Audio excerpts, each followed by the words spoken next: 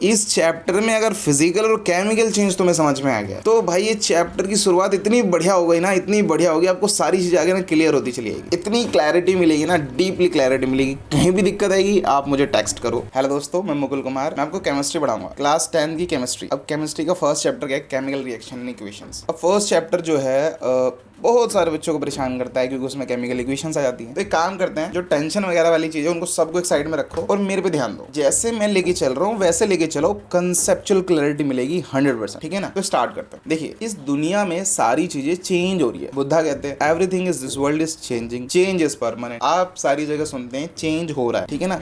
हर second, हर minute moment में things are changing. तो भैया अगर थिंग्स आर चेंजिंग तो हमारे महान साइंटिस्ट लोगों ने उनको मेनली दो पार्ट्स में कैटेगराइज किया है। अब इन चेंज को हम कह सकते हैं फिजिकल चेंज और एक को कह सकते हैं केमिकल चेंज। एवरीथिंग जो भी आपको चेंज दिखाई दे रहा है उसको फिजिकल चेंज समझो। आधी रोटी पे दाल मत ले लेना, पूरी बात सुनो। जो भी चेंज हो रहा है, जो भी चेंज हो रहा है उसको फिजिकल चेंज समझो, तब तक जब तक कि उसमें एक नया सब्सटेंस ना बन जाए।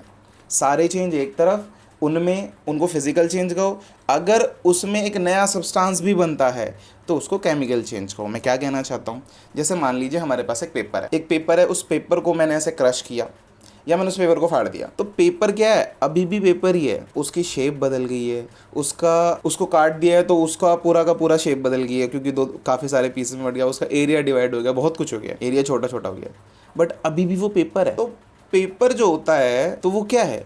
वो फिजिकल चेंज है क्योंकि कुछ नया नहीं बना। वहीं दूसरी ओर मैं उस पेपर को जला देता हूँ, तो पेपर को जला देने से होता क्या है कि एक नया सब्सटेंस मिलता है।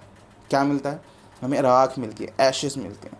तो वो जो राख है उसका टेक्सचर अलग है, उसका कलर अलग है, एक्चुअल में वो सब्सटेंस ही अलग है। तो सब्सटेंस क्या होता है? कोई भी मटेरियल, कोई पदार्थ जो होता है उसको सब्सटेंस कहते हैं। किसी भी चीज़, वो किस चीज़ की बनी होती है, उसका मेन एसेंस क्या होता है, सब्सटेंस कहते हैं। तो किसी भी चेंज में अगर नया सब्सटेंस दिख रहा है तो उसको तो मैं कहूँगा केमिकल चेंज। अगर मुझे नया नहीं दिख रहा है और बहुत सारा चेंज दिख रहा है लेकिन नया कुछ नहीं दिख रहा है, मैं उसको क्लासीफाई कर दूंगा अंडर फिजिकल चेंज। तो अभी हमने चेंज को किस तरह से समझा है कि एक वो फिजिकल होता है, केमिकल होता है। डन।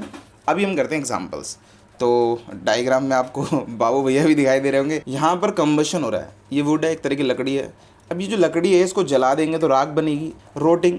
अब कोई फूड सड़ गया है कुछ भी, तो उसमें भी क्या हो रहा है? उसमें भी केमिकल चेंज हो रहा है। यहाँ पर ये फ्रेश फूड है और इसमें छोटे छोटे से यहाँ पर रोटिंग होनी स्टार्ट हो गई, सड़ना स्टार्ट हो गया, उसका टेस्ट बदल जाएगा। ठीक है। रस्टिंग, लोहे पे जंग लग जाता है, तो जंग का मटेरियल अलग है, वो टेक्सचर ही बदल गया है, उसका कलर बदल गया है, उसका अंदर का केमिकल कंपोजिशन बदल जाता है। ठीक है ना? डाइजेशन, खाया कुछ निकला कुछ, तो उसमें बहुत सारे एंजाइम्स का रोल होता है। तो वहाँ डाइजेशन क्या होता है? Digestion is a process in which food जो है छोटे छोटे पार्टिकल्स में डिवाइड हो जाता है और उसमें केमिकल एंजाइम्स उसमें इन्वॉल्व होते हैं तो नया सब्सटेंस बन जाता है। तो केमिकल चेंज में नया सब्सटेंस बन रहा है, वेरी इंपॉर्टेंट। तो क्या हो जाता है? फिर भी फिजिकल चेंज है क्योंकि अभी भी पेपर ही है। अभी बॉइलिंग में क्या है? देखो, स्टेट बदलने में भी फिजिकल चेंज होता है until unless a new substance is found. नया सब्सटेंस नहीं मिल रहा है ना भैया, तो आपको केमिकल चेंज में नहीं डालना है। नया सब्सटेंस मिलेगा तुरंत केमिकल चेंज में डाल दो, बात खत्म। चॉपिंग यानी लकड़ी को छोटे छोटे पीस करना। अभी भी लकड़ी है भाई, तो वुड छोटे छोटे पीसेस में बट गया। अभी अगर आपको फिजिकल चेंज और केमिकल चेंज समझ में आया है तो फिर इस एक्सरसाइज को आप करके दिखाओ। बगल में ध्यान न दो, इस पे ध्यान दो। ठीक है ना? अभी आपको ये बताना है कि इसका आंसर येस है या नो है। ठीक है ना? जैसे ब्रेकिंग अ विंडो टूट गई है तो कांच की अभी भी कांच है, तो क्या इसमें फिजिकल चेंज है या केमिकल चेंज है? नया सब्सटेंस नहीं बना है, फिजिकल चेंज है। बेकिंग अ केक को पकाया जा रहा है, जब भी कुछ चीज़ पकेगी तो नहीं बन जाती है, तो वो केमिकल चेंज में काउंट होती है। ठीक है ना? ये केमिकल चेंज है। और ये कह रहा है स्लाइसिंग अ ब्रेड को स्लाइस कर दिया। अरे स्लाइसिंग करने के बाद वो रहेगा तो ब्रेड ही, तो physical change. Crushing a can को क्रश कर दिया, अभी भी कैन ही है, फिजिकल चेंज। और कहता है फ्राइंग एन एग, एक एग को फ्राई किया गया, तो जब भी आग का रोल होगा भैया केमिकल चेंज होगा। मेल्टिंग एन आइस, स्टेट बदल रही है, कोई फ़र्क नहीं पड़ता, अभी भी पानी है, H2 का ही कंपोजिशन रहेगा, तो ये physical change. Batteries, chemical change. Ion का एक्सचेंज होता है इनमें, आयन्स बदल जाते हैं, तो आयन बदलने से प्रॉपर्टी बदल जाती है।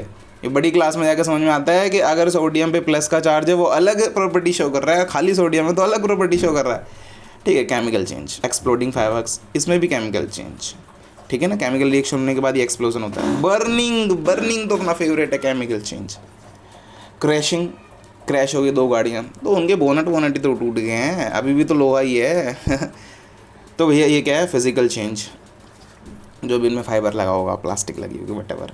रस्टिंग, जंग लग गया है, केमिकल चेंज। चॉपिंग वुड, अभी देखा हमने, फिज़िकल चेंज, ठीक है ना, फिज़िकल चेंज। तो आई होप तुम्हारे आंसर मेरे से मैच कर रहे होंगे, बताना कितने आंसर आपके मैच हुए।